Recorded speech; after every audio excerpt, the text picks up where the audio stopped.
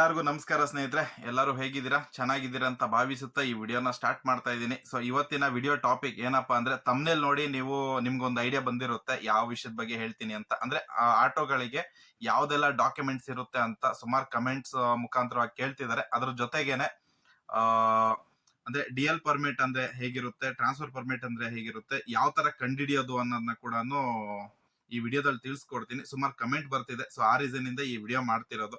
ಆ, ತುಂಬಾ ಅಂದ್ರೆ ವಿಡಿಯೋ ಶಾರ್ಟ್ ಆಗಿರುತ್ತೆ, ಹಂಗಾಗಿ ಪೂರ್ತಿ ವಿಡಿಯೋನ ನೋಡಿ ನಿಮ್ಗೆ ಒಂದು ಐಡಿಯಾ ಬರುತ್ತೆ, ಹಾಗೆ ನಿಮ್ ಕನ್ಫ್ಯೂಷನ್ ಕೂಡ ದೂರ ಆಗುತ್ತೆ ಅಂತ ಅನ್ಕೊಂಡಿದೀನಿ. ಸೊ ಇದು ಬಂದು ನೀವು ನೋಡ್ಬೋದು ಏನಪ್ಪಾ ಅಂತಂದ್ರೆ RC ಬುಕ್ ಅಂತ, ಓಕೆನಾ. ಸೊ ನನ್ನ ಗಾಡಿ ಇದೇನೆ. ಸೊ ಗಾಡಿ ನಂಬರ್ ನೀವು ನೋಡ್ಬೋದು 1640 ನನ್ನ ಗಾಡಿ ಇದೆ ಬಗ್ಗೆ ತಿಳಿಸ್ತಾ ಇದ್ದೀನಿ. ಇದು ಬಂದು ರಿಜಿಸ್ಟ್ರೇಷನ್ ಸರ್ಟಿಫಿಕೇಟ್ ಅಂತ ಹೇಳ್ತೀವಿ. ಓಕೆ, ಸೊ ಇಂಜಿನ್ ನಂಬರ್, ಜಾರ್ಸಿ ನಂಬರ್ ಈ ಥರ ಎಲ್ಲ ಇರುತ್ತೆ. ಯಾವ ರಿಜಿಸ್ಟ್ರೇಷನ್ ಡೇಟು, ಟ್ಯಾಕ್ಸ್ ಎಲ್ಲಿವರೆಗಿದೆ ಅಪ್ ಟು ಅಂತ ಅಂದ್ಬಿಟ್ಟು, ಮತ್ತು ಪೆಟ್ರೋಲ್ LPG ಯಾವುದು ಅಂತ, ಸೊ ಇದೆಲ್ಲ ಇರುತ್ತೆ ಡೀಟೇಲ್ಸು. ಸೊ RC ಬುಕ್ ನಿಮ್ಗೆ ಗೊತ್ತಿರುತ್ತೆ, ಓಕೆನಾ. ಇದೊಂದು ಡಾಕ್ಯುಮೆಂಟ್ಸು. ಮತ್ತು ಓನರ್ ಸೀರಿಯಲ್ಲು ಇವಾಗ ಬಂದು ಈ ಥರ ಪೇಪರಲ್ಲಿ ಬರ್ತಿದೆ. ಮುಂಚೆ ಎಲ್ಲ ಬಂದು ಒಂದು ಪ್ಲಾಸ್ಟಿಕ್ ಕಾರ್ಡ್ ಬರ್ತಿತ್ತು, ಇವಾಗ ಕಾರ್ಡ್ ಬರ್ತಾ ಇಲ್ಲ. ಮೋಸ್ಟ್ಲಿ ಕೆಲವೊಬ್ರ ಹತ್ರ ಇದೆ ಪ್ಲಾಸ್ಟಿಕ್ ಕಾರ್ಡ್ ಕೂಡ, ಇವತ್ತಿಗೂ ಇದೆ. ಕೆಲವೊಬ್ರಿಗೆ ಬಂದು ಇದೆ. ನನ್ನ ಹತ್ರ ಬಂದು ಈ ಥರ ಪೇಪರ್ದಿರುವಂಥದ್ದು. ಓಕೆ ಸ್ನೇಹಿತರೆ, ಇದು ಬಂದು ಎರಡನೇ ಡಾಕ್ಯುಮೆಂಟ್ಸು. ಇದೇನಪ್ಪ ಅಂತಂದರೆ fitness certificate. Okay, certificate of fitness ಅಂತ ಇದೆ. FC ಅಂತೀವಲ್ವ, ಅದೇ ಇದು. ಸೊ ಇದ್ರಲ್ಲಿ ನೋಡಿ ನನ್ನ ಗಾಡಿದೆ ಇದನ್ನು ಕೂಡ.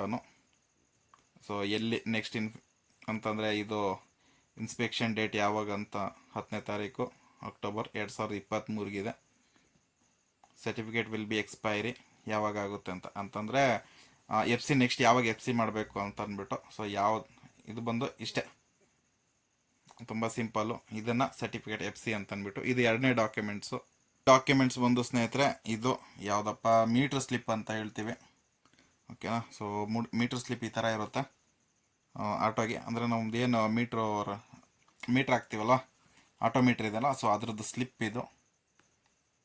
ಸೊ ಗಾಡಿ ನಂಬರ್ 1640 ಅಂತ ಇದೆ ನೋಡ್ರಿ ಇಲ್ಲಿ. ಇದು ನನ್ನ ಗಾಡಿದು.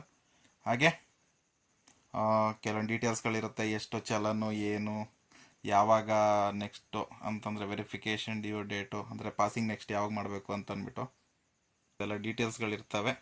ಯಾವಾಗ ಇನ್ಸ್ಟಾಲ್ ಆಗಿದ್ದು ಅಂತ ಅಂದ್ಬಿಟ್ಟೆಲ್ಲ ಇರುತ್ತೆ ಇದರಲ್ಲಿ.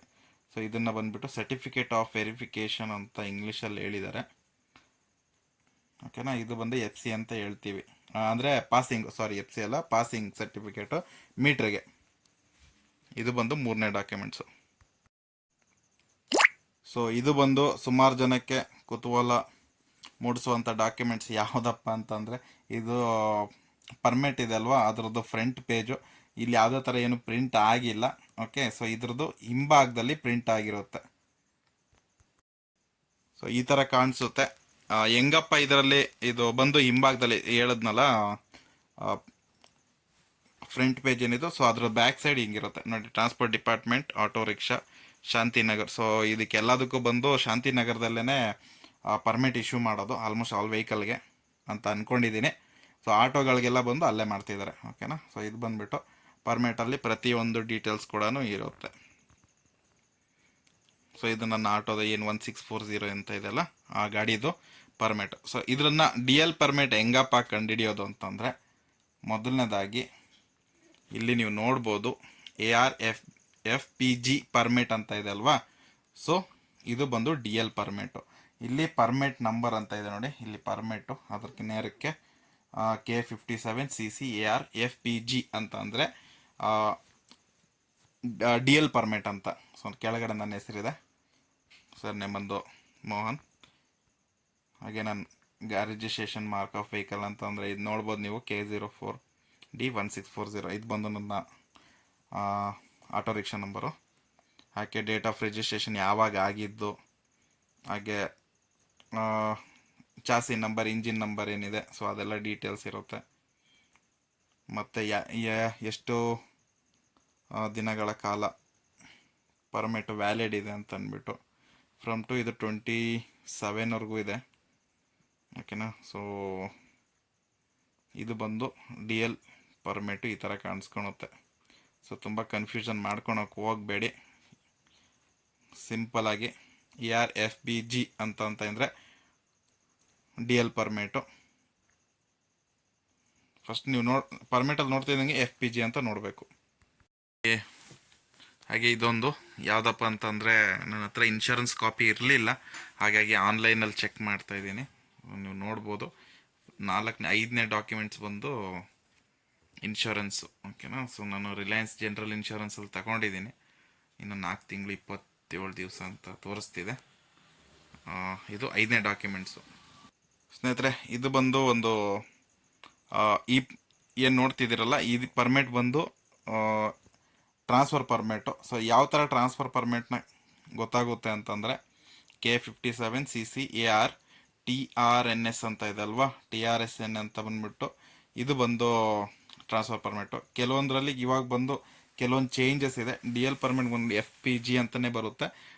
ಇವಾಗ ಕೆಲವೊಂದು ಪರ್ಮಿಟಿಗೆ ಟ್ರಾನ್ಸ್ಫರ್ ಪರ್ಮಿಟಲ್ಲಿ APL ಎಂತ ಏನೋ ಬರುತ್ತೆ ಅಂತ ಕೇಳ್ಪಟ್ಟಿದ್ದೀನಿ. ಸೊ ಅಷ್ಟು ನನಗೆ ಅದ್ರ ಬಗ್ಗೆ ಡೀಟೇಲ್ಸ್ ಇಲ್ಲ. ಸೊ ಏನಾದರೂ ನಿಮ್ಗೆ ಗೊತ್ತಿದೆ ಕಮೆಂಟಲ್ಲಿ ತಿಳಿಸಿ. ಓಕೆ, ಸೊ ಪ್ರತಿಯೊಂದು ಡೀಟೇಲ್ಸ್ ಸೇಮ್ ಇರುತ್ತೆ. ನೋಡ್ಬೋದು, ಇದು ಕೂಡ ನಂದು ಹಳೆ ಗಾಡಿದು ಪರ್ಮಿಟ್. ಇದು ಫುಲ್ ಡೀಟೇಲ್ಸ್ ಇರುತ್ತೆ. ಇದಕ್ಕಿಂತ ಮುಂಚೆ ಯಾವ ಗಾಡಿಗಿತ್ತು ಅಂತ ಅಂದ್ಬಿಟ್ಟು ಇದು ರಿಜಿಸ್ಟ್ರೇಷನ್ ಮಾರ್ಕ್ ಅಂತ ಇದಲ್ವಾ, 3 ವೀಲರ್ ಪ್ಯಾಸೆಂಜರ್ ಅಂತ, ಅದು ಹಳೆ ಗಾಡಿ ನಂಬರು. ಅದರಿಂದ ಇದಕ್ಕೆ ಟ್ರಾನ್ಸ್ಫರ್ ಮಾಡ್ಕೊಂಡಿದ್ದು.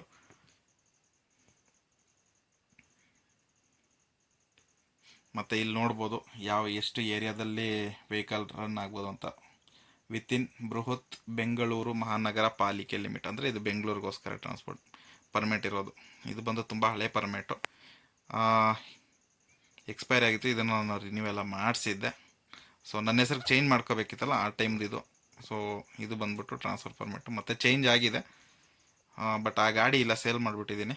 ಇದು ಬಂದು ಟ್ರಾನ್ಸ್ಫರ್ ಪರ್ಮಿಟು. ಇದಿಷ್ಟೇ ಟ್ರಾನ್ಸ್ಫರ್ ಪರ್ಮಿಟು ಮತ್ತು DL ಪರ್ಮಿಟು. ತುಂಬ ಕನ್ಫ್ಯೂಷನ್ ಮಾಡ್ಕೊಳಕ್ಕೆ ಹೋಗಬೇಡಿ. ನೋಡಿ ಇದ್ದೇ ಇದೆ ಅಲ್ವಾ, ಇಷ್ಟೇ ಬರೋದು. K57CCR ಟ್ರಾನ್ಸ್ಫರ್ ಅಂತ ಪರ್ಮಿಟು ಮತ್ತು ನಂಬರ್ ಇರುತ್ತೆ. ಅದೇ ಥರ DL ಪರ್ಮಿಟಲ್ಲಿ AR-FPG ಅಂತ ಇರುತ್ತೆ. ಸೊ ಸಿಂಪಲ್ಲು, ತುಂಬ ಕನ್ಫ್ಯೂಸ್ ಆಗಕ್ಕೆ ಹೋಗಬೇಡಿ ಸ್ನೇಹಿತರೆ. ಇದಿಷ್ಟು ಡಾಕ್ಯುಮೆಂಟ್ಸು ಆಟೋಗೆ, ಓಕೆನಾ. ಇದಿಷ್ಟು ನೋಡಿದ್ರಲ್ಲ. ಸೊ ನಿಮ್ಮ ಕನ್ಫ್ಯೂಷನ್ ಎಲ್ಲ ದೂರ ಆಗಿದೆ ಅಂದ್ಕೊಂಡಿದ್ದೀನಿ. ಸೊ ಏನಾದರೂ ನಿಮಗೆ ಮತ್ತೆ ಏನಾದರೂ ಕನ್ಫ್ಯೂಷನ್ ಇದ್ದರೆ ಸೊ ಕಮೆಂಟ್ ಮುಖಾಂತರವಾಗಿ ನೀವು ಕಮೆಂಟ್ ಮಾಡಿ. ಸೊ ಅದಕ್ಕೆ ರಿಪ್ಲೈ ಮಾಡೋಕ್ಕೆ ಟ್ರೈ ಮಾಡ್ತೀನಿ ಆಲ್ಮೋಸ್ಟ್ ನಾನು. ಹಂಗಾಗಿ ರಿಪ್ಲೈ ಕೊಡ್ತೀನಿ. ಏನೇ ಡೌಟ್ ಇದ್ರೂ ಕೂಡ ಕಮೆಂಟ್ಸ್ ಮುಖಾಂತರವಾಗಿ. ಹಾಗೆ ವಿಡಿಯೋನ ಲೈಕ್ ಮಾಡೋದನ್ನ ಮರಿಬೇಡಿ. ಓಕೆ, ಇನ್ನೊಂದು ವಿಡಿಯೋದೊಂದಿಗೆ ಸಿಗ್ತೀನಿ ಸ್ನೇಹಿತರೆ. ಅಲ್ಲಿವರೆಗೂ ನಮಸ್ಕಾರ, take care, bye, love you all.